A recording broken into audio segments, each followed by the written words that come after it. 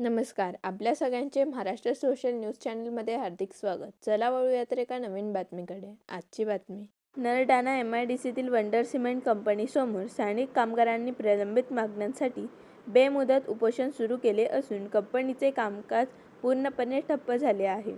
गेल्या 8 ते 10 वर्षांपासून काम करूनही नियुक्तीपत्र न मिळणे, निश्चित वेतनाचा अभाव, शासकीय नियमानुसार पगारवाढ न होणे, वैद्यकीय सुविधा आणि दुप्पट ओव्हरटाईमपासून वंचित ठेवल्याचा कामगारांचा आरोप आहे.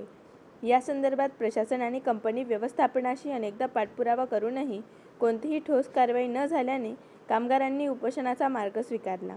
या उपोषणाला काँग्रेस नेते प्रमोद शिसोदे यांनी पाठिंबा दिला असून कामगारांना न्याय मिळेपर्यंत लढा सुरू ठेवण्याचे आवाहन त्यांनी केले. जोपर्यंत मागण्या मान्य होत नाही तोपर्यंत आंदोलन सुरू ठेवण्याचा तसेच पुढील काळात संघर्ष तीव्र करण्याचा इशारा कामगारांनी दिला आहे. मी आनंदा बालराव पाटील वंडर सिमेंट कंपनीमध्ये 2018 पासून काम करतोय. आमच्या मागण्या अशा आहे की आम्ही गेल्या 9 वर्षापासून या वंडर सिमेंट कंपनीमध्ये काम करतोय. वारंवार आमच्या मागण्या मागूनसुद्धा आम्हाला भेटत नाही आहे. आम्ही 9 वर्षापासून इथं जॉईनिंग लेटर मागतोय. आम्हाला जॉईनिंग लेटर दिले गेलेलं नाही आहे, फिक्स पेमेंट नाही आहे आणि डबल OT नाही. या मागण्यांसाठी आम्ही उपोषणाला बसलो आहे. जोपर्यंत हे आमच्या मागण्या पूर्ण होत नाही तोपर्यंत आम्ही इथून उठणार नाही. सध्या काम बंद आहे का? हां, सध्या काम बंद आहे. सर्व लेबर इथं बसलेले आहेत. सर्वांची मागणी हीच आहे की 9 वर्ष काम करून सुद्धा जर जॉईनिंग लेटर भेटत नसेल किंवा फिक्स पेमेंट नाही आम्हाला अजूनपर्यंत. आम्ही जिल्हा कामगार आयुक्तांकडे गेलो होतो. त्यांनी आम्हाला सांगितलं की ही कंपनीची केंद्र शासनाच्या अंतर्गत येते, आम्ही तुम्हाला मदत करू शकत नाही. आम्ही पाठपुरावा केलेला आहे. केंद्राचे जे ऑफिस आहेत, लेबर ऑफिस, एक नाशिकला आहे, एक मुंबईला आहे, त्या ठिकाणी आम्ही त्यांना दिलेलं आहे.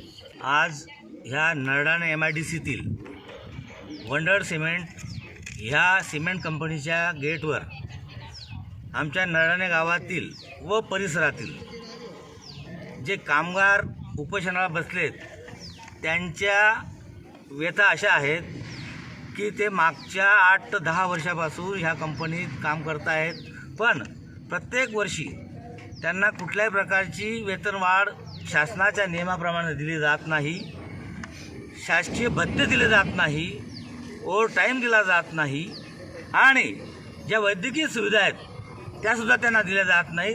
त्यांना वेळोवेळी मागच्या 3 महिन्यापासून त्या संबंधित आमचे आनंदा पाटील असतील, सतीश बेरे असतील, विनोद पाटील असतील, सुरेश सिसोदे असतील किंवा त्यांचे सर्व सहकारी असतील, हे मागच्या 4 ते 5 महिन्यापासून मला पण सांगितलं.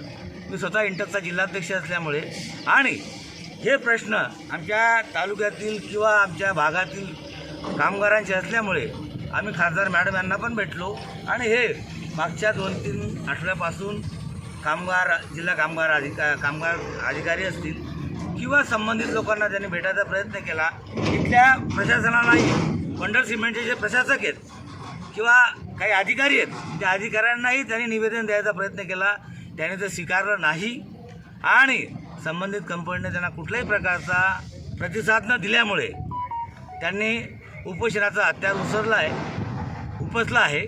तर मी ह्या आपल्या माध्यमातून सांगू इच्छितो, जोपर्यंत या आमच्या बांधवांना न्याय मिळत नाही तोपर्यंत आम्ही या उपोषणापासून मागे हटणार नाही. त्याच्यासाठी किती प्रकारे संघर्ष करावा लागला तो आम्ही करण्यास तयार आहोत. कारण की इतक्या दिवसापासून आम्ही विचार करत होतो की बुवा आमच्या बांधवांना की आपण प्रशासनाच्या या वंडर सिमेंटच्या प्रशासकाशी आणि कामगारांचं एक समन्वय घडून आणला पाहिजे. पण जर कामगारांचं कुठल्याही प्रकारचं हित जर प्रशासन लक्षात देत नसेल तर आम्ही स्थानिक आहोत आणि स्थानिक लोक मग काय पुढच्या वेळेला काय उद्रेक करतील हे आता सांगणं उचित होणार नाही. एवढंच सांगतो, इथंच थांबतो आणि जोपर्यंत न्याय मिळत नाही न्याय आम्ही मिळवून घेऊ यात असं आम्ही प्रतिपादन करतो आणि इथेच थांबतो. जय हिंद, जय महाराष्ट्र. जय महाराष्ट्र.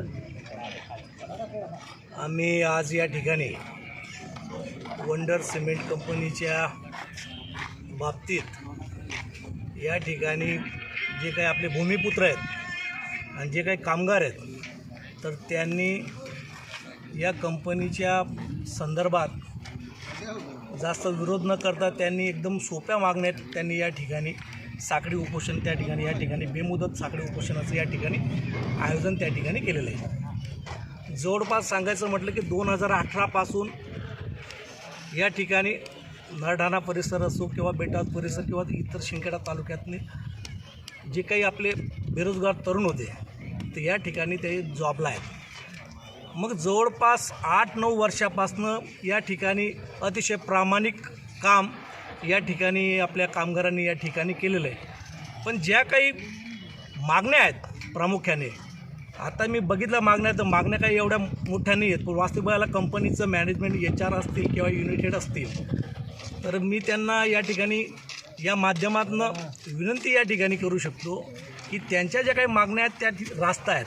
त्यांनी नेमकं मागण्या काय केलेल्या आहेत, जेव्हापासून ते 2018पासून त्या ठिकाणी जॉईन झालेले आहेत, तर त्यांना नियुक्तीपत्र हवं.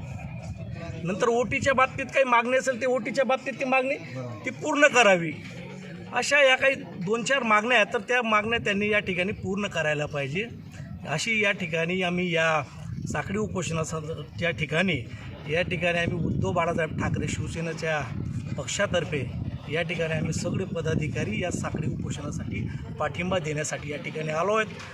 जर भविष्यात या कंपनींनी जर ह्या गोष्टीच्या संदर्भात दखल घेतली नाही आणि जर हे समजत असतील, प्रशासन HR विभाग असेल की युनिट हेड असतील महोदय, त्यांच्याशी आमचे अगोदरपासून चांगले संबंध आहेत आणि याच्यापूर्वी देखील आम्ही जमीन हस्तांतरण असो किंवा कुठल्या कंपनीच्या बाबतीत काही विषय असो, आम्ही वेळोवेळी त्यांना मदत या ठिकाणी केलेली आहे सगळी पक्ष मिळून.